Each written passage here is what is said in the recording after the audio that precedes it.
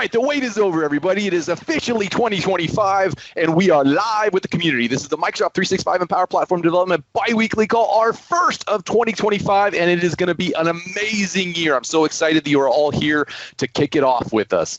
Let's discuss what we're going to discuss today. So on our agenda, we're going to have some updates around the community, PNP.NET libraries, and PowerShell. We're going to talk about script samples and team samples, Power Platform samples. We're going to have together mode, as we all will always do. So get those fantastic faces ready. And then we're going to have some coffee and tea conversations with you all. So if you'd like to stick around, it's going to be nice and casual and enjoyable for us just to kind of catch up and enjoy the downtime so we can enjoy the winter break. But first, for those that have not been here before, we want to let you know and remind you that there are plenty of resources available for those that are always here. The Microsoft Community Learning YouTube channel is alive and well. It is bubbling over with information. Things like this call gets presented up there, so you'll see it here shortly after the call today within 24 hours. Other videos are posted there as well by Microsoft employees and community members, all there for us to learn together. So it's a great place to go learn and make that part of your curriculum. Make sure you subscribe so you'll get alerted as soon as videos are dropped. We've also got our LinkedIn group for discussion, so this is a collaborative opportunity for us all to work together inside of LinkedIn. We've got our open source initiatives, things like PNP.js and CLI for Microsoft 365, and of course, all of our sample galleries. So we've got lots of team samples, SPFX web parts and extensions, Power Platform samples, and list formatting samples. There are a plethora of samples, and it means a lot to us. See what I did there? But you don't need to remember all these URLs. You only need to remember one, and that is ak.ms/community/home. And in fact, if that's too long, all you got to remember is community.ms. Go throw community.ms into your browser, and you will be taken directly to our home site as well. That'll also be our Blue Sky ID, which we'll talk a little bit more about later. Now, if you're on this call because you like community calls, thank you. We love community calls too, and we've got plenty more to share with you all. So this first one is the Microsoft 365 and Power Platform Microsoft Speakers call. Now, this is every Tuesday. It is Microsoft Speakers, which means that it is going to be those program managers and those product managers sharing information about the projects and the technologies that they're working on with you, and opportunities to learn more about them, sometimes in advance. So it's a great opportunity to get involved with those that are building the things and caring for the things that we love so much at Microsoft. It has been on break for the last couple of weeks for the winter, but it is coming back. So next Tuesday, we are going to have that. It is going to be an agenda you'll see here momentarily, and then every Tuesday after that. We've also got our monthly Power Platform and Office add-ins call, and then, of course, our sibling bi-weekly calls, the Microsoft 365 and Power Platform community, which you are on now, and our Viva Connections and SharePoint Framework call. These are every Thursday. They are going to be on every single Thursday, no matter what, whether it's a holiday or anything else. We are always going to be there for you today, or be there for you on those calls. You can get all the invites, and you should make sure you get them onto your calendar. These calls are like a crystal ball into what's now, what's new, what's next, I say, because we can't all always be aware of every facet of the technology and how to use it, but everyone in the world can together. And so we see how everyone else is using the technology, which sometimes sparks that innovation inside of us to see new ways to use the software. So definitely get them on your calendars. It is well worth your time. And that agenda for Tuesday, for that weekly call with Microsoft speakers, we've got a couple already on deck. John Miller is going to be talking about deploying to Azure with Microsoft Teams Toolkit, and Mark Windle will be back again on the latest on the SharePoint embedded assets and samples. So we're all excited for getting involved with new things, and so this is a great opportunity to learn more. And if you want to start the new year with some awesome opportunities to present on these calls, well, you are more than welcome. We don't want you to think that these are some exclusive opportunity where only those that are hand-selected are included and invited to speak. Nope, we open these up to everyone. And so we absolutely welcome you, and in fact encourage you to submit the form at ak.ms/community/request/demo. Please don't overthink it. You don't have to make time travel possible. If you've got a utility or a script, and Paul's going to talk about that today with his scripts, if you've got a simple demo or sample that you've seen or created that shows how to utilize a concept or a feature, that's okay. I guarantee others in the community will find value in it, and we will too. So if you also have never done a call before as a presenter and you want to buddy up with someone who has, we'll make that happen as well. Just let us know that you're looking for a buddy. We'll partner you up with someone on the team or in the community, and together you'll work on the presentation. And even if you want to present it together, we can do that too. So we want to encourage everybody. It might be a nice opportunity for you to start a new initiative or something new here in 2025. And if you're looking for other ways to contribute, be on the lookout for those new sessions. We were trying to get them into December, but just didn't work out for all the conflicts with vacations and such. But we're going to be scheduling these up into July and January. I put my cart before the horse. That's right. We are going to get them scheduled in January and February and moving on. And we're going to expand the topics as well. So some real nice hands-on ways to learn more about some of the technologies, but definitely always going to be talking about contributing to the community. So if you would like to see how to contribute some of the samples or contribute to and improve some of the samples, but you're not quite sure how to work in GitHub, well, Sharing is Caring is the ticket. We provide hands-on guidance, which means that you are going to get hands-on in a live Teams call together with us. We'll submit an actual pull request within GitHub, and if you're not sure what a pull request is, well, come along. We'll teach you. We'll learn together, and it's your opportunity in a safe space to do that, which means that we don't record any of those sessions at all. You're able to ask any and all questions, and certainly we understand that sometimes you might be fearful to ask a question if you think that, well, no one else is asking it. Should I already know it? And you start second guessing, and then you don't learn. But we want you to ask questions because that's how everybody learns. And so we don't record these sessions. We encourage everyone to join and collaborate. You'll meet other members of the community, and it's a great opportunity to continue to refine and learn more about the technology that we work with, again, each and every single day. So keep an eye out, ak.ms/sharing is caring. And once you do get contributing, well, it's 2025. We got those new badges starting to get all shined up and ready to go. We are still working on processing all those 2024 badges that you see flying in on the screen right now. So those are not completely dead. If you haven't gotten yours, keep a lookout for the emails. We're processing those scripts and calculating everybody's contributions. But some of these fun ones were available, season to getting and slice of samples. Of course, others will be back for 2025 for the entire year. So things like Prompt Pro, the refresh ranges will come back in another form for other opportunities, SPFX Toolkit, Snippet Sorcerer, and of course all the others that are associated to all the other programs, which you'll see as we get into some of the other project-specific updates. But we do need you to opt in. We have now over 1,250 in the program, which is awesome. But we do need you to opt in if you haven't already. You can do that at ak.ms/community/recognition. Now, if you already have opted in, you don't need to do it each and every year. We'll check in unless something has changed for you, like your GitHub ID or your email. You can resubmit that information, and we'll continue to track that information for you. But if nothing's changed and you've already opted in, don't need to do that every single year. You're good to go. So thank you again. It's been a great year with this program, and we really, really love it. It is not going away for 2025. So be on the lookout for a lot of more fun opportunities to earn some of these badges in 2025. All right, well, let's get into some of those project-specific updates. We're going to start out with our Copilot prompts. Now, this is a repo that, again, is much like the script samples, one of the easier ones to contribute to because we've all started harvesting and curating those prompts that we find useful. So we've got them for Power Platform and for Copilot. We welcome you to submit them in. And under Copilot, we want to recognize our prompt of the week by Swesh S. He's got one here around preparing meeting minutes in a tabular format with the following sections. And he goes on to identify things like meeting title and time and duration of discussion, action items, etc. So this is, again, a great way to be able to kind of summarize all of that information that we've spent our week doing and see it in a nice tabular summarized way. So Swesh, thank you very, very much. We encourage everyone else. Again, I guarantee almost every single one on this call has at least one or two favorite prompts that they've created. So share it with the world. Let everybody else know that you find value in it. And again, others will too, and you'll get recognized. And there's badges for this as well. So we would definitely want to encourage you. So thank you, Swesh, and all you else that have been contributing on this on these repos.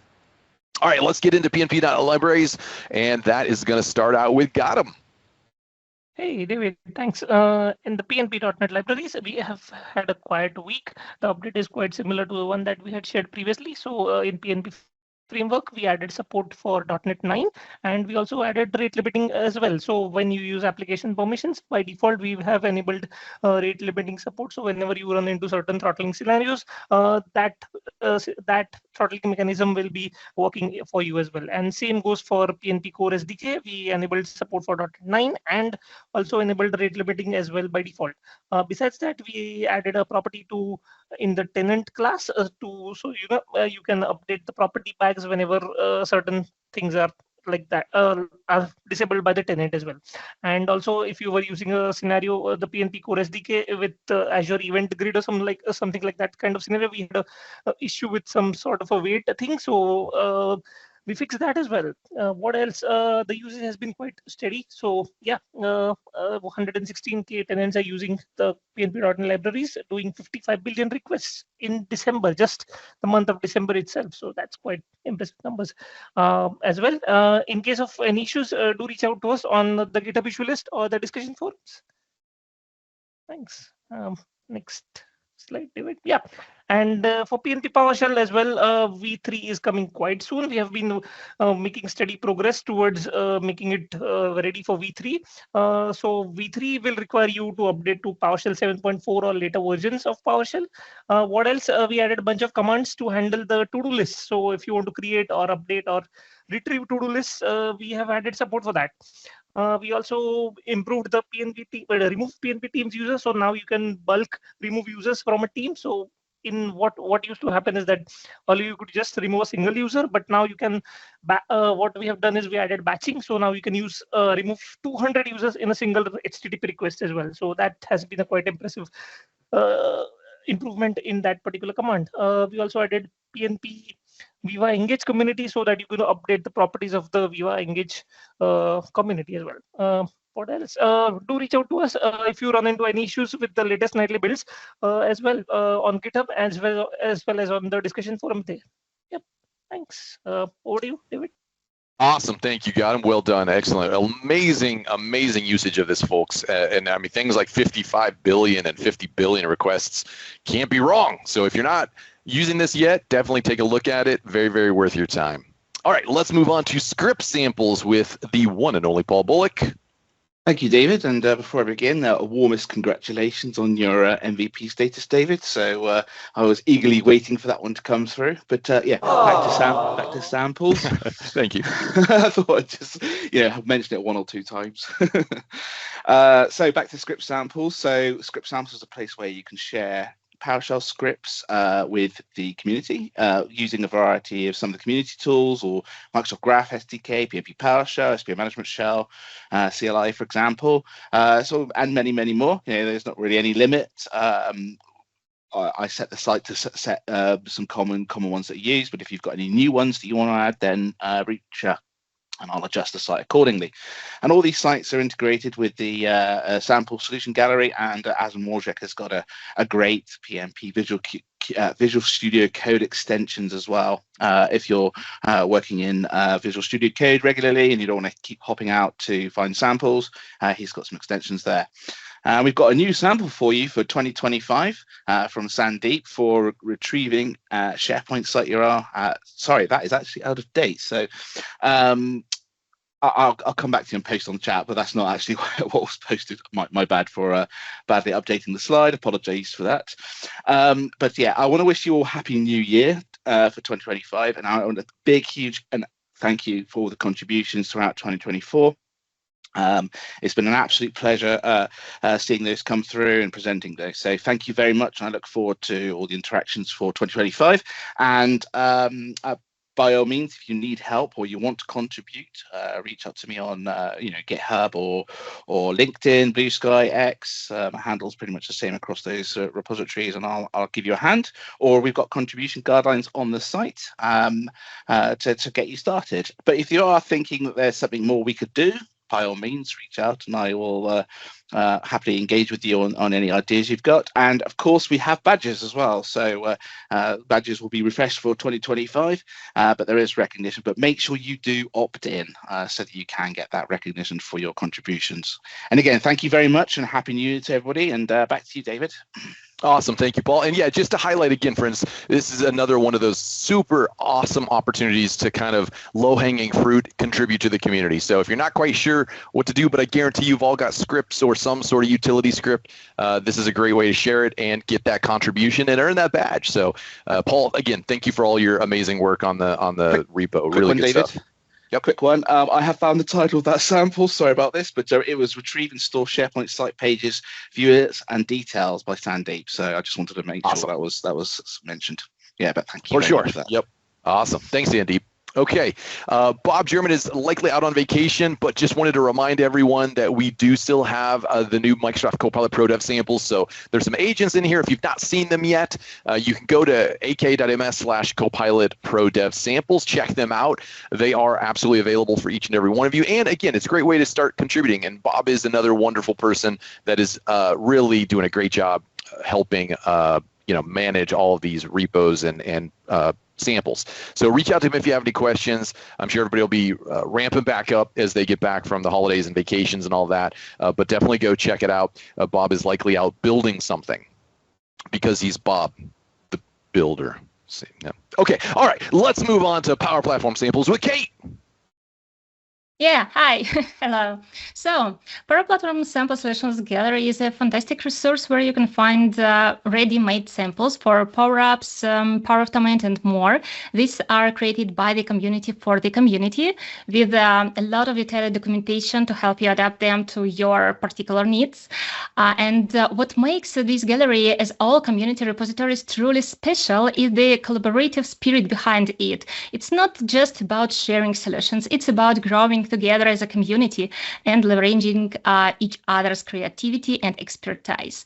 So if you haven't explored it yet, I encourage you to dive in, play with samples, and contribute your own work and make the most of this amazing platform. It's a great way to level up your skills and give back to the community.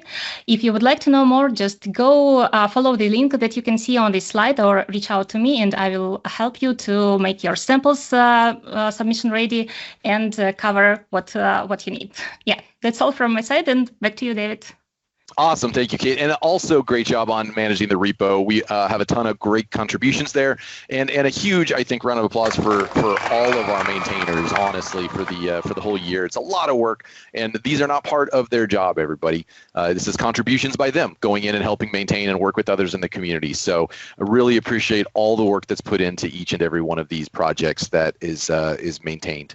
All right, well, what time is it? It is picture time. So if you'd like to turn on that camera and get those fantastic faces showing up here, I will turn mine on. We'll move this into the screen.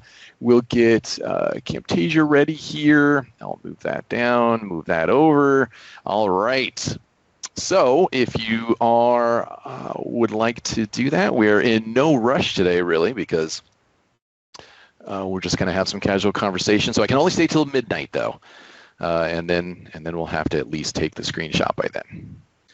All right, couple more seconds. Vesa's getting ready. He's getting the hands warmed up. So is Paul. Excellent, looking good. Anybody want to turn it back on? They got some time. Got a couple seconds. Still got a few more out there. All right. Well, okay, I see some more. Nice, excellent. Paul's very frozen. He's really good. He's like, all right. Okay. How about 3, 2, 1, go. Let's wave to the community, everybody. Looking great. Great to see everybody.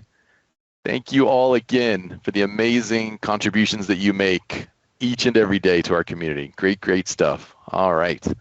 Okay, well, let's get back to our regularly scheduled program. And that is really all of us. So what we can do now is we can re-enable the mics for everybody. We locked them down just during the mic for attendees. There we go. And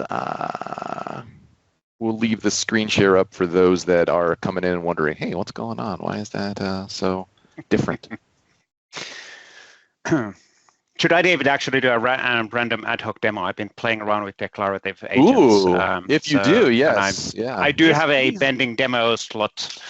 So, but hey, let's like actually do practice this for you, right? Yes, exactly. So this is not going to be published as a separate one, but you know, I can we can talk about a bit about this stuff. So there we go. We can give you feedback if you like. Give me 1 second. Here we go. One more thing what I was looking into doing. So what this is, let me actually show you. So first of all, Copilot extensibility. I've been playing around with the declarative agents a while. And what does that mean and all of that stuff. There's a demo slot coming up in January, and I'm going to record a demo on that one as well as an isolated demo in YouTube. But talking a bit about the copilots and agents and everything else, somebody was saying in the chat that there's a lot of copilots, or there was a copilot with plural, which is actually nowadays wrong. There's only one copilot, but then there's agents, because we changed the name. We as a Microsoft, we tend to do that just to, you know, makes things more interesting. But it's a one copilot, which is then being exposed in multiple locations, in multiple instances. That's kind of the way of messaging in all of this. And declarative copilots is one way of actually creating this specialists. So there was recently somebody was asking that why would you create an agent, because wouldn't the Microsoft 365 Copilot being able to answer your questions? Answer is yes. Copilot M365 Copilot can answer the questions, but you can kind of think the Microsoft 365 Copilot as a generalist, and then the agents are the specialists. So basically are saying, hey, rather than using this generalist who knows everything about everything and then cannot really focus on the priorities or the topic which you're asking, you want to have a discussion with a specialist who actually is specialized directly to something else. How do I do a time roll? That's actually a really good question. Let's go and ask that. Thank you, Gautam, for the question. So let me actually do that. Let's go in here. Let's go to the Copilot. Let me actually create a normal clean setup, and let's see what our generalist is saying. So Copilot, how do I do time travel? And unfortunately, wow. Okay, let's try one more time. Hopefully the demo gods are with us. Wow. Travel. Okay, time travel is not possible. Interesting. It did actually show me that, but then it overwrote that one. Anyway, it knows more than it wants to admit. That's why it's trying to be like, oh, I can neither confirm nor deny time travel exists. Let's do one more time. Within the Cannot continue this of the... discussion. Yeah. Let's try one more time. Thinking. Combining. Oh, okay. So I froze it intentionally so I can actually capture if it all of a sudden says it's too complicated. Fascinating concept captured. If you're interested in learning more, okay. So it actually did give me a proper answer. Theories of time travel. Okay. Or how can we be in multiple time zones at the same time? There's a simple answer on that one. Move to North Pole. That's how you do that. Now, okay, this gets a bit too complicated for anybody to follow. Now, okay, so how do we then think about the agents? And agents are really the specialized experiences. And what we've done here is that this is one of the samples which is available in the Copilot camp, which is a great asset of learning how to create agents, in this case, declarative agents. So this is a specialist which is specialized on geolocation game. And what it means is this one is that it's basically a LLM instance, large language model instance, which is configured to act as a geolocator game. So you can basically say that, hey, let me get started on the geolocation. Let's actually focus only on Asia. Let's just see this in UK. Paul could actually help us on that one probably, because I have probably a bit of a different complications on villages in UK. But the way this works is that I can just ask either using the starter, or I can say, let me zoom in a bit. Here we go. Let's play the game. So I can start a game. And it's able to understand that I'm going to have now a game around the geolocation. So welcome to the geolocation game, blah, blah, blah, blah, blah. This city is located in continental Europe, is known for the rich history and cultural heritage, temperature and maritime climates. Okay, any guesses? What would be the right guess on this one? I will say Paris, just for the sake of it. And it's actually answering, no, that is not correct. It's often referred as the Venice of the North. Anyone? Anyone? Anyone? Would it be St. Petersburg? work. I'm just trying. Nope. Famous street. Oh, okay. Van Gogh Museum. That's clearly that's Amsterdam, of course. So basically, what's really cool about this one is that if we think about the bot framework implementation, so anybody of you who actually done implementations of this in the past with bot framework, you were forced to really try to figure out on the right terms and words and whatever was written by the end user. So, and also what's really cool about the LLMs is that it's able to understand my intent without that specific terms. So in the past, you were basically trying to figure out on, okay, is it trying to ask me to do X and Y and Z? Is it trying to ask me to do X and Y and whatever? In this case, I can start the game, I can do discussions, and it's able to understand my intent much more fluently because we're talking about LLM and Copilot and ChatGPT and all of that stuff. So that's how all of this works. So let's do another game. Let's play another, and I'm going to do in intentional typo there, and it's able to understand still typos, regardless of the typos. It's able to understand what I actually do here. This city is located in Asia, is known for bustling markets and vibrant street food culture, tropical climate. It's Bangkok. I guess it's Bangkok. Let's see. Dun, dun, dun, dun, dun. Yes, and it's correct. I'm really good at this. I played it with this a few times. One more round. Let's try one more round and have a look on this one. Mumbai would have been actually a really good choice as well. City is located in North America, is known for a diverse culture, iconic skyline. We know what this one is, but let's actually play around with this one. Chicago. It could be actually Chicago as well, theoretically. Humid subtropic climate. No. Symbolizes freedom and democracy. I know what it is. There's a bit of a big hint over there as well, but what the city is, because it's actually adding that there just for the sake of it. But let's actually say that it's Montreal. Of course it isn't, but intentionally now answering wrong. It's giving me now the third clue that it is the Big Apple and Broadway. And I think that's getting pretty easy now to say what it is. It's the Big Apple, which is, it's of course, New York. Cool. So now I play the game. I can ask the game is actually pretty smart. It's giving me really nice clues and answers and adding emojis and all of this in here. So now I have, I earned 5 points. I can start asking what's the score. So what's actually my points and how do I get to the points? Because it's an LLM, it's able to understand that, oh, you want me to show how did you get to the points. And then I can actually start mixing things up. I can say, no, I knew Amsterdam already with the, can you update the points? And of course, because it's a polite LLM, it's fixing me the results because it's trying to be polite. Now, technically, I could actually decline this to be able to be happening by using a system prompt, but because of the behind the scenes system prompt, we've told the LLM to pay, or the agent to act politely. It will actually fix the results as well, which is, obviously this is not an official game, but it's kind of funny that you are able to do that. Could we find a way to get those installed into ATM machines? I'd be like, no, I'm sorry, I don't have $0. I actually have $1 million. Thank you. Yes. And it just updates it my would be really balance. good. Yeah, it would be really good. Now, if we think about, again, coming back on, I come from a background, I started my development back in Commodore 64, and I've done quite a lot of development on the back, many decades already.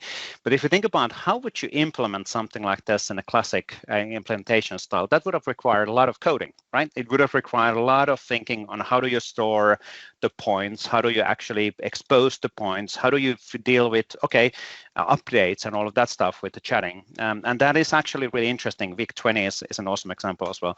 Yes, my friend has a VIC-20 before Commodore 64. Just reacting on the chat if anybody can't see the chat. And it's like, why is he rumbling so strangely? Now, anyway, how did we actually implement this game? That's a really nice game. And I can say, let's start a new game. and of course it will start a new game. Or I could say exit, because I'm a man with a few words, as the Finns are. It's actually pausing the game. New game with cities only in Finland. And it's able to again understand that what I want to do is that I want to start a new game, and now it starts having questions only in Finland. That's, by the way, Turku. Clearly 10 points. That is it correct? Yes, 10 points. There we go. Cool. New question one more time. This is fun. Okay, one more question. City in Helsinki. How many of you know how many cities in Helsinki? Dun, dun, dun, dun. Located in southern Helsinki, known for its vibrant design district and numerous islands, humid continental climate. Vibrant design district, no idea. But funny enough, and that's actually really interesting as well. It's giving me what's the guess. An external link was removed for protecting your privacy. And I'm guessing the right answer is Helsinki. So it's trying to be now a bit too helpful. And of course, I can adjust these things as well. But it's the privacy is kicking in. And now I can say Helsinki, which obviously is correct because it's telling me already that it's correct. Anyway, but how did we actually implement this? If we think about traditional way of implementing if-then clause, if-then calculate all of that stuff, the amount of code would have been massive. In this case, however, we are using declarative agents, and we created the declarative agent using the Teams toolkit. So let me actually quickly show the baseline structure here one more time. So what I've basically done is that I created just started a Teams toolkit, created declarative agents. There's a great step-by-step guidance on how to make this happen. You will need to have a Microsoft 365 Copilot license to be able to do this, so get familiar in it. But then it will create you the baseline setup. It will create you the Microsoft Teams manifest, which is basically the deployment package model, what we're going to use for declarative agents. And in here, we are saying that we have a Copilot agent, declarative agent, and that is actually the definition of the declarative agent. So that basically is telling how the declarative agent is behaving. Now let's go there. Declarative agent definition, that is basically then the information what we see in the UX. So we have the description, we have the name, and then we have conversation starters, and those are the ones which are the boxes within the UX. So if I go back in the UX, jumping in here, create a new chat, those are the boxes which we can see here. Okay, that's kind of cool. And then I have a nice option for the image, of course, as well. So that's all good. But how did we actually program the LLM or the agent to behave in the complex way as we saw within the previous chat? That's a really complex way of doing things and answering things. And again, thinking how complicated it would have been in the past to implement something like this, the amount of code is just tremendous. But with LLMs, it's instructions. So what we're basically doing here, let me actually, how do I make that Alt-Z? There we go. So that's what it is. So basically, we are using natural language to explain, first of all, how to behave, what are the clues, and for example, for the clues, let's zoom in. Clue 1, geographical location, clue about the city, continent, climate, latitude, offer a hint about city's landmark, historical, cultural thing, and clue number 4, something about the people in the industry. That's actually really cool. But how does the points collection and all of that works? Well, it actually works in a way that we say, check how many points people are getting. Clue 1, 10, 2, 2, 2, 2. So basically, we are programming in the natural language. And that is a bit mind-boggling when you think about the traditional way of doing if, then, do implementation. So there is no code. There is just a natural language explaining how the agent should be behaving and how it should be calculating, for example, the points. And then after after the player guesses the city, you will basically say, would you like to have another round? No programming. Just a explanation how it should behave, and that's actually pretty mind-boggling when I think about it. The chains of the how we program things in AI and with LLMs is quite significant. And of course, I can absolutely integrate this to an API. I can do much more complicated stuff as well. But in this case, we really wanted to focus on the chains of how all of that complex experience was actually implemented. And that's actually really, really cool. Now, related on where you can get access on this one. So this is a tutorial, or this is an adaptation of the tutorial of Copilot Camp. So here we go. I will get here. And that's the link. And just to call out, of course, in this case, we didn't go all of we just did a baseline declarative agent, just what it is and all of that stuff. We also have a lot of different additional capabilities and options. For example, calling an APIs, integrating, rendering images, rendering code, executing code even. But about the source code, there is a tutorial which is under Extend Microsoft 365 Copilot, which is in here, where you actually are step-by-step creating. Oh, is it this one? There we go. That's the first. Here we go. You're actually creating the geolocator game, and it has all of the assets and step-by-steps how to get started on creating the Copilot agent and all of that stuff. So I will put a link in the chat. But it's a great way of learning how to get started with the Copilot and Copilot extensibility, and also potentially building your own agent. So which is a really cool option as well. But these are really, really cool. And this baseline implementation, this takes like a few minutes to create, but it actually really opens up the kind of thinking of how are we programming with system prompts. And just to kind of a final thing to call out in here, if you are familiar with ChatGPT and all of that stuff, in ChatGPT, you don't necessarily have a massive system prompt behind the scenes. Now, in our case, well, there can be a massive system prompt. That's the wrong way of saying that. In our case, we created an agent which has a system prompt or a prompt on explaining how the agent should be behaving. This is part of the system prompt behind the scenes, which is getting sent to the LLM, if you're familiar with the concept. On top of this, when we're using Copilot Microsoft 365, there's massive additional system prompt getting sent by Microsoft, which is controlling the behavior. So in ChatGPT, that OpenAI provided prompt isn't necessarily as sophisticated and as fine-tuned for your particular role. But in Microsoft 365 Copilot, you need to remember that it's this plus all of the things what we're sending as part of your persona, which is in Microsoft 365, which the Copilot and LLM will actually receive as the starting point. So there's a massive amount of information getting sent in every single question or every single message. Cool. That's kind of a random chat. How long did I spend? 20 minutes, 15 minutes on chit-chatting on this one. But I'll do a bit more fine-tuned demo later, I think in a few to 3 to 4 weeks in the Tuesday call, about how this can be done and actually walking through the creation process and all of that as well.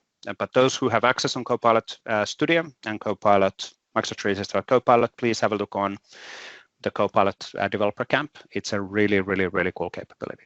And really great material to get started. Well, this is super cool. Thank you, Vesa, for your time today. We appreciate everything that you. No, this is super cool, actually. And I mean, I think it's a nice, interesting segue into potentially again opening it up with the community.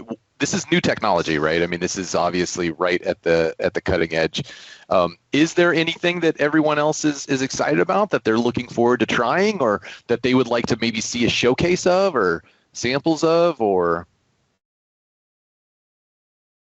I think it might be really good to understand how this might play with like knowledge as well. So looking over documents and targeting that as well, right? Not so if you're maybe creating like an HR thing, only looking at those policies or something along those lines. Yeah, then this is really neat. Thank you. Yep, excellent. Thank you. Great question, actually. In the tutorial, the hands-on labs in the Copilot Developer Camp, there is actually a story and guidance on how do you associate the agent directly to the files as well. Now, that's one way of doing that. The alternative way of doing that is, of course, taking advantage of SharePoint agents, because you can easily create an agent on top of the HR files just by selecting the files and saying, create me an agent. and then you can modify that. So there's multiple ways of doing this, but I think what we need to do as a Microsoft is still to be super transparent on different options, because there is options from SharePoint agents, which is a click of a button, to the Declarative Agents, Copilot Studio, and then creating your own engines behind of the scenes. There's a massive spectrum, and making clarity on the decision tree is really the key for everybody. But really good point, Samuel, on what is needed.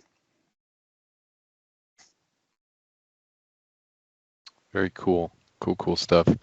What else? Anybody else excited about trying some new things or looking forward to anything they saw? Brad has a hand up. He's being polite. Oh, wow. I am being polite, Vesa.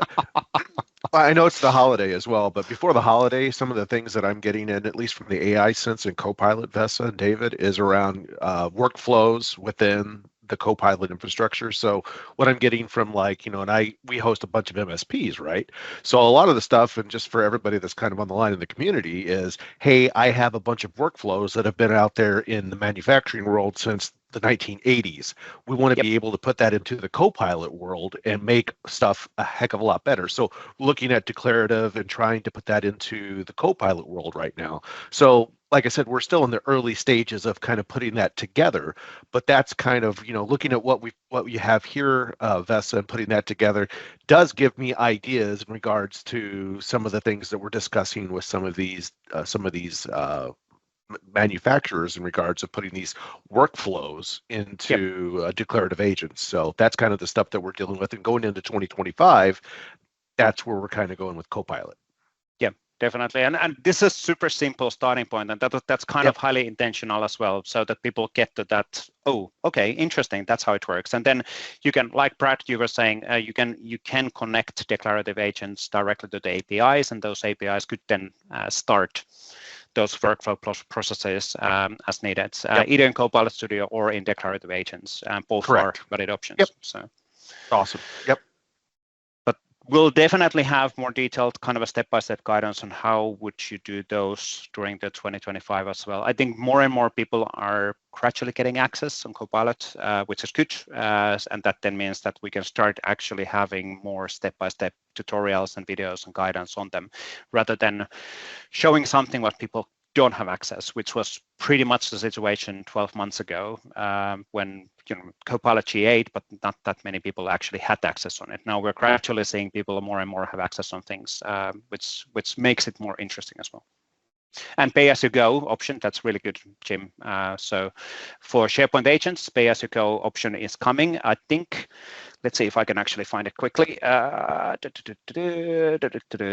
should be able to find it quickly. SharePoint agents, pay-as-you-go. Adam Hamed had a, that's not the one. There we go. Adam Hamed had the blog post in here, and I will put a link in here. More details on this one coming up pretty soon, within a week or two, where we talk about the promotional thing. I will zoom in all the way in here. Pay-as-you-go coming soon, and there's a promotional offer. Every single employee to experience SharePoint agents. So basically, let me zoom in a bit. Wrong button. Let me zoom in a bit. And still a wrong button. Let me zoom in a bit. Now it's a right button. But basically, between January 6th to June 2020, June 13th, every single company who has at least 50 Copilot licenses will receive 10,000 queries each month for non-license holders. So technically, you would not need to have a license for every single employee within a company. And that will enable the SharePoint agents scenarios. The SharePoint agents are really, really cool. We'll do an updated demo on that one within a Tuesday call, I think within 2 to 3 weeks as well. And I will create a slides which will make some sort of a choose this when option as well. And by that time, we should have updates on the on all of this pay-as-you-go options as well. And also on on the governance things and governance details, all of that is getting more and more detailed, and there will be more options and governance options to control who will have the options of creating SharePoint agents. Right now, when it went live initially, there wasn't that much controlling and options to control that, but there is more and more options coming as well based on the feedback. So. A lot of cool stuff. Very cool stuff. Yep. And also Robert is saying adding a SharePoint agent to document library consuming all files in a library that is provisioned via site script would be nice. Yes, there's a work being done internally on agent API, which basically means that you can easily create those agent files and SharePoint agents using API surface as well. So that should be a super easy way of then packaging, for example, as part of the provisioning, creating those SharePoint agents directly in a SharePoint site. And yes, it is indeed a file. Technically, let me jump there. Let's see. I think would it be this one? Let's see. Yeah, it's a JSON file under the hood, isn't it? And it's much similar to the Teams Toolkit Declarative Agent JSON file. Similar, yes, but not quite the same. It's got a bit of extra. We can have a look on one of the examples. So this is the example environment where I think I used this one for one of the demos which are live in the website. So if I go to Teams Microsoft.com, just double checking, and I think no. There we go. Solar energy. Here we go. Okay, now we're in the right location. Been a while. So here we go. It's an agent file. So in this case, the product specification agent has been created from this folder. Again, you can imagine that you want to have an agent where you can go and ask specific details based on customer interviews. So like in our case, what would be an example? Whenever we redid our windows, we had salespeople coming over in our house, and then we had a discussion on the windows and window options and all of that, which would be then the product specification. So it would have been cool if the salesperson sitting with the customer can just simply ask about the questions about those windows and specific and products, and that's basically what we have here.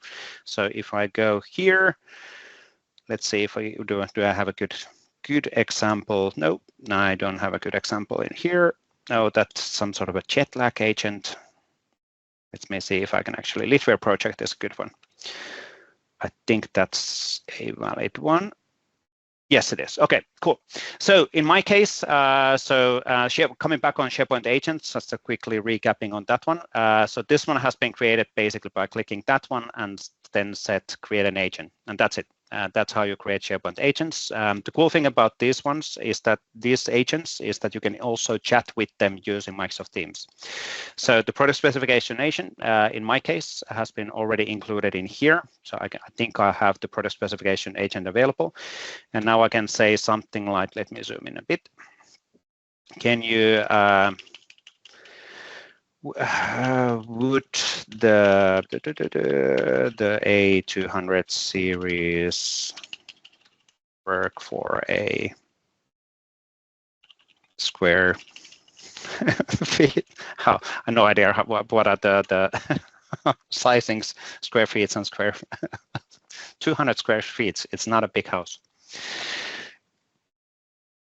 But now I can technically have a discussion with the product specification agent, which is technically the files and the combination of the Copilot, Microsoft 365 Copilot, and the information about the file. So then I can start asking questions based on the customer sales action. Again, thinking of the person meeting customers somewhere, frontline workers meeting customers, or frontline workers using their mobile phone, having able to ask details about HR information or product information or specific, just by asking the information from the agent. And all of this is part of just SharePoint agents. The SharePoint agent themselves are basically then grounded based on the files in the folder, and I can create as many of them as part of the M365 license as needed. The file itself, if I download this file, how would be the easiest way to do that? Like Paul was saying. There's a download button. You just missed it. No. it's download.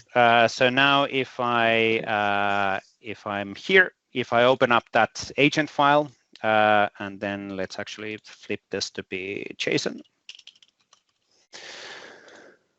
And then let's do format. We can actually see that it's there's an image which makes it look horrifying and something which we don't understand. But if we go all the way up, we can actually see that the agent file, in this case, the product specification.agent, is basically a declarative instance of a declarative agent. So we're doing exactly what we were doing by creating declarative agent in the Teams toolkit, also as part of the SharePoint agents. So we have the conversation starters, we have the instructions. This is technically the system prompt. And then in this case, because it's a SharePoint agent for a specific documents, that's basically the RAG files, which means that when you're answer based on these files and based on these documents. And that's super easy to do. We'll do a live demo on this one within upcoming weeks on the Tuesday call as well. So this is really cool stuff. There is a number of questions that just kind of got fired off into the chat, starting at about 7:46 from Sanford. I'd say. Sorry, I'm heading to a tunnel. Yeah, you're breaking up. Could you please tell me? He said, would you touch lightly on the differences of Azure AI and Copilot agents? Yes. So the Azure AI is more on when you are building your own engine. You want to control the behavior much more detailed. So technically, if we think about the approach, let me see if I can actually find the file. The easiest way to actually show you this again in the Copilot developer camp, we are kind of also dividing this in two different sections. We either extend the Microsoft 365 Copilot, which basically means that you're taking advantage of the Microsoft 365 Copilot, and then you have the baseline functionality coming from Microsoft, and then you extend that with your own experiences, or you build your completely own agent, which also means that you control the engine, you control all of the behavior behind the scenes as well. So you have much more power and flexibility on doing things, but then that also means that with more power comes more responsibility of keeping things up to date as well. I think Paul has been playing around with a lot of this stuff as well. I know that he's been having access on a lot of this stuff for a long time. Right, Paul? Yes, I've had it for a year and a half for Copilot. Yes. So yeah, one of the lucky ones. Yeah. But basically, that's when you combine the Azure OpenAI and then you hit technically your agent, which you have running in Azure OpenAI. You have more flexibility on controlling on things, which LLMs you're using, all of that stuff. With M365 Copilot, you cannot control. We don't even tell you which LLMs we're using behind the scenes. Well, we do, but we don't really. So it's kind of it's an abstraction layer, so to say. Cool. There's another question from Sean, a bit of a potentially spicy but honest question here, where he said, if the product teams are talking to each other, is SharePoint team and Microsoft getting actual input on what is being added to its application? I think essentially saying that when he puts in a ticket for an agent, I think he's speculating in the future who will get the ticket. And I've got a little bit of insight from being at Microsoft. I mean, obviously it's a big organization and it's not necessarily going to get the support agents, no pun intended, talking directly to the product team right away, right? But that's obviously, there is a lot of overlap and stuff, but there's also a lot of separation. So I'll let you kind of handle that. Thank you. Yo, you're welcome. No problem. Yes. No, the support is always a challenge. So first of all, we do acknowledge, don't quote me on this, but that every now and then the initial reactions with and experiences with support might not be super optimal, especially for those who are deep into that technology. And until you get that request then routed to the product group, that can take a while. And then we can already predict that in a similar way as in the past, where we have had shared ownerships, there will be a bit of a challenge of finding the right product group to answer on those questions for sure. But I think we will learn as a Microsoft as part of this journey as well. And also, depending on your question, we should be able to detect who is the owning product group. So if you have a question around SharePoint agents, of course, that goes there. If you have a question about declarative agent, there's a separate group of people owning that. But it will be for sure a bit of a, I wouldn't say painful. It will be a learning exercise for everybody as we go through this journey of trying to find the easiest way to improve the journey of improving also our support in the age of AI. Let's put it this way. Yeah, blazing trails always comes with a little bit of a cost, right? So it's part of the the journey. So early adoption has its, I think, blessings and curses, right? Pros and cons. Yep. But I would always take the early adoption side of it to be ready. And for everyone that's wondering, we are trying to set up a Vesa agent. So in the future, you can just talk directly to Vesa's brain. We're trying to harness that into an agent. So till then, we'll put his cell phone number in the chat. No, David, this was under NDA, so we cannot talk about. No, just kidding. Sorry.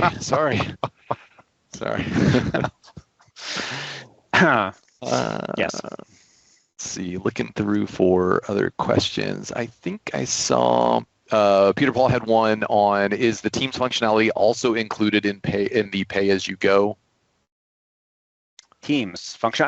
Yes, yes, I showed the Teams functionality on chatting with the project. Yes, this is SharePoint agent. That should be definitely included in the pay-as-you-go option. Again, all of those details on the pay-as-you-go option will coming out soon. Hopefully, I'm not lying here. I haven't read exactly the latest what's coming because everybody is on break right now as a holiday break. But I'm not expecting anything to get changed. But whenever the pay-as-you-go option will be available, there will be a specific definition what will be supported and what's not. And my understanding is that this Teams option and integration is part of that. So. Cool. I think it was saying something like you get 10,000 free, whatever, This would be one request. So from that 10,000 entries, and then you will get some sort of a way of measuring what is your monthly request number within your company. So the question is, when you ask it how many you have left and it answers, does that count against it? Yeah. You now Can have you one reset my counter? Yeah, exactly. Yeah, could you kindly reset? Yeah. So there's we're doing okay on that. We can probably one more 2 questions. No, it's fine. We can go a bit over if needed. So, yeah. Okay. Someone, Sismit said, asking this a little out of the blue, is there a way to restrict the agents on SharePoint intranet sites level? We have a scenario where there are more than 100 Copilot licensed users on intranet. We would like to restrict users from building their own agents on intranet sites as we are yet to develop governance around it.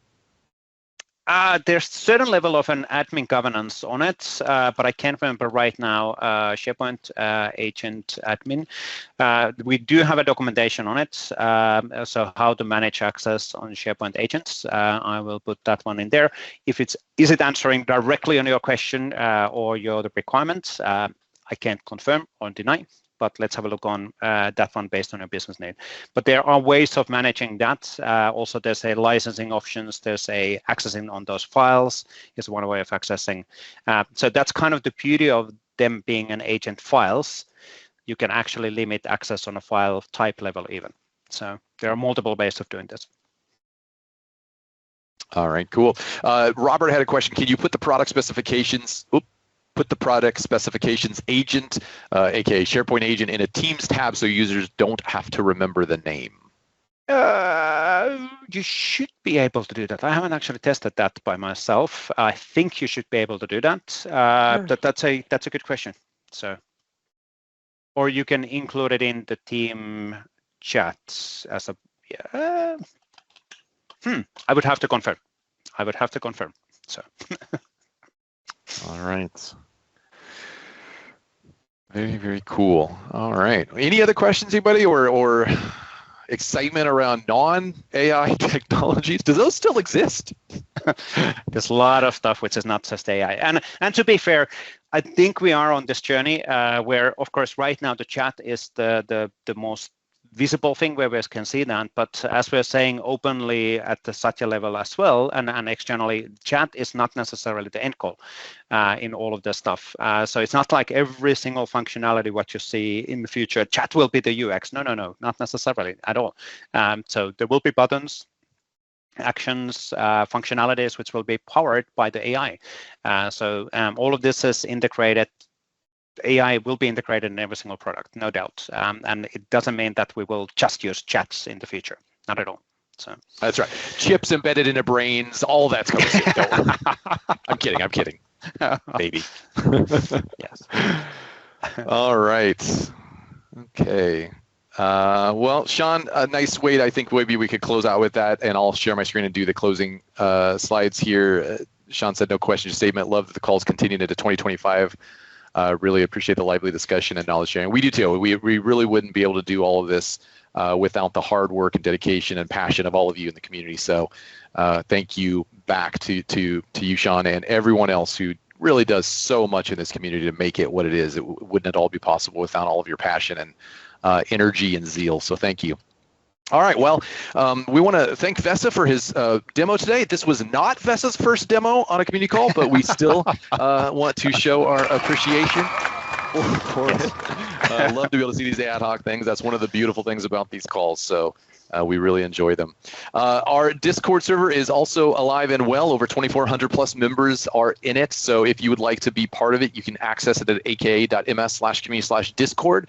We'll give you access. This is one of those nice one-stop shop opportunities to kind of be involved and be around multiple different areas of the community all in one place. A lot of the community is in there collaborating. So we encourage you and invite you to join if you'd like. And again, you'll show your kids that you're cool because you're in a Discord server. All right, and we would love to get some feedback on the calls, aka.ms/community/call/feedback. If they're going well for you, you like them. If you've already told us you like them, just tell us again. It's great for the management and those that are supporting us to see that it is valuable to all of you in the community. So we appreciate all that feedback. And if there's something else you'd like to see us do, please let us know. We're open to constructive criticism and feedback as well. The recording will be available in 24 hours or less on the Microsoft Community Learning YouTube channel. As I mentioned before, go subscribe. You'll be alerted as soon as everything is dropping, aka.ms/community/YouTube. We are also on Twitter/X, and we are on Blue Sky, which is the newest kind of Twitter-like experience. You can find us there at community.ms. As well as LinkedIn, aka.ms/community/li. Our next M365 Power Platform bi-weekly call 2 weeks from today will be back normal schedule with presenters in addition to sometimes ad hoc presentations. So again, thank you, Vesa, for that today. Our next Viva Connections SharePoint framework next week, January 9th, for 1 week from today, minus 1 hour, because it's 1 hour before this, 7 a.m. Pacific time. Again, you can access all the invites at aka.ms/community/calls. So we encourage you to do that. Thank you again, everybody. We're looking forward to a wonderful 2025 with you all and all the passion and amazing contributions that you make. So keep it up. We'll see you in the community, and thank you for all that you do. Thank you. Thank you, David, as well. And congratulations one more time on MVP status. So really cool. Thank you. Appreciate it.